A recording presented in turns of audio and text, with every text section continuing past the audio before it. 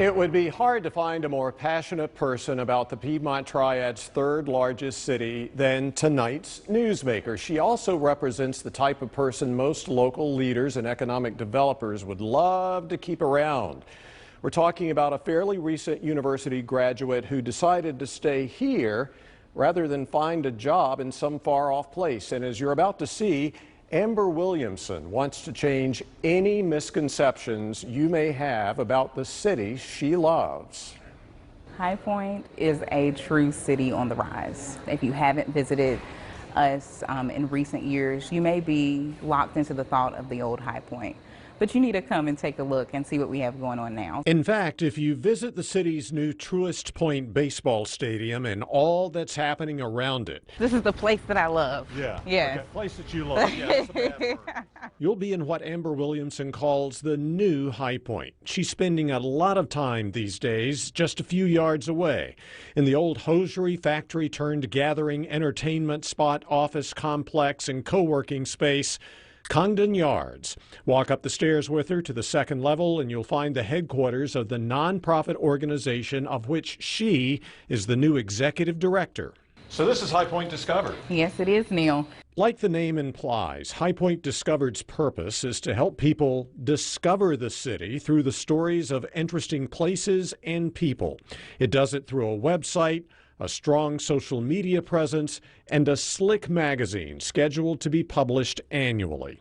So I am High Point's cheerleader, finding ways to make us shine even more brightly than we are currently doing. It's interesting when you consider Amber grew up as the only daughter in a large family in nearby Greensboro. Being the only girl gave me a form of tenacity and to some sassiness. But the family wasn't that familiar with High Point. We on occasion would go to the old Ocala Mall to go to like Stephen Barry's and things like that, but that was really a very limited exposure to the community. That changed as Amber was getting undergraduate and graduate degrees at High Point University. A lot of other people, especially in High Point, Greensboro, and Winston-Salem, they leave after they graduate one of our fine universities. Why did you stay? I saw it was a place that had room for me to be here. It was a place that I could take root and make a difference. She says that's evident in the diversity of people sitting in the Congdon Yards common area on any given day. What is the biggest misconception a lot of people have about High Point? Is that there's nothing to do.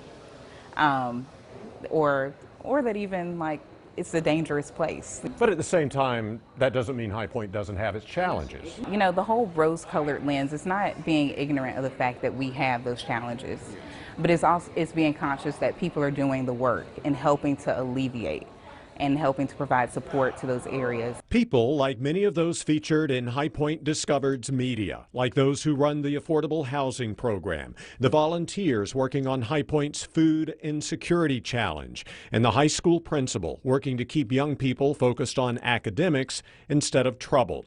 But Amber also feels it's important for people to know there are a lot of fun places in High Point, from the new Cabane Children's Museum to like what's next to the Truist Point Centerfield Gate, the brand new Stock and Grain Assembly Food Hall. It includes 12,000 square feet of restaurants and takeaway counters that feature just about all types of food imaginable. And so what I love is it's a melting pot. People can get hot dogs or they can get sushi, and so everyone is just here breaking bread at the same time. I feel safe in High Point. You know, I feel loved in High Point, and I feel energy in High Point that is unfelt anywhere else in the Triad as far as the experiences that I've had. Amber went on to tell me High Point actually has one of the most underrated food scenes in the Piedmont Triad. It's why she created the High Point Food Mob group Facebook page not long ago to help local restaurants, especially during COVID. It features neat things happening within the city's food community, and it now has more than 13,000 members. For a link to that, as well as to High Point Discovered's website, where you can learn how to get a copy of the new High Point Discovered magazine, just look for this story, which we are posting later this evening in the Newsmakers section of myfox8.com.